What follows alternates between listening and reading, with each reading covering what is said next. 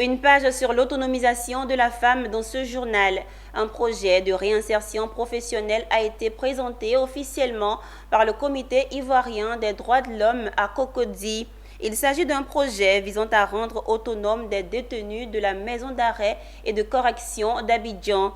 Une initiative qui concerne uniquement les femmes en situation carcérale. Les détails de ce projet avec Anja Sémien.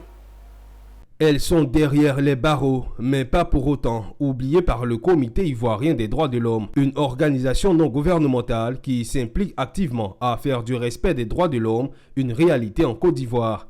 C'est à juste titre que ce comité soutenu par l'ambassade des États-Unis présente son projet autonomisation carcérale et réinsertion des femmes détenues et mineures de la MACA. Vous savez que c'est déjà difficile de trouver un emploi, même quand on n'a pas fait la prison. À plus forte raison, lorsqu'on est stigmatisé, c'est encore plus difficile. Donc, ce projet consiste à leur donner les rudiments nécessaires pour mieux s'insérer à leur sortie de prison. L'intérêt pour l'ambassade de suivre un tel projet, c'est que nous soutenons la société civile ivoirienne.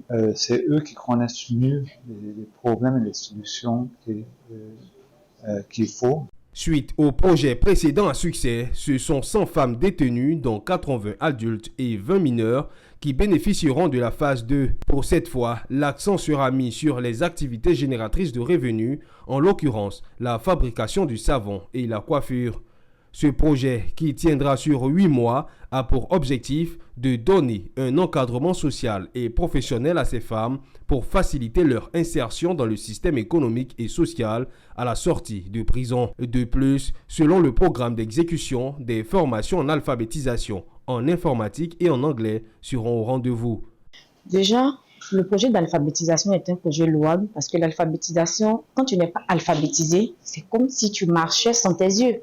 Le Comité ivoirien des droits de l'homme existe depuis 2011 et s'intéresse particulièrement à l'éducation, à la formation aux droits humains ainsi qu'aux conditions des détenus.